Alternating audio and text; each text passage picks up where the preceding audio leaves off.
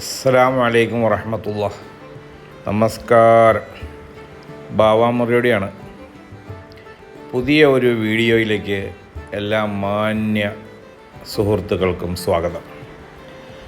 ഇന്ന് വ്യത്യസ്തമായ ഒരു വിഷയവുമായിട്ടാണ് എൻ്റെ സുഹൃത്തുക്കളുടെ മുമ്പാകെ വന്നിരിക്കുന്നത്. ഹൈറേഞ്ചിൻ്റെ കവാടമായ കോതമംഗലം പട്ടണത്തിൻ്റെ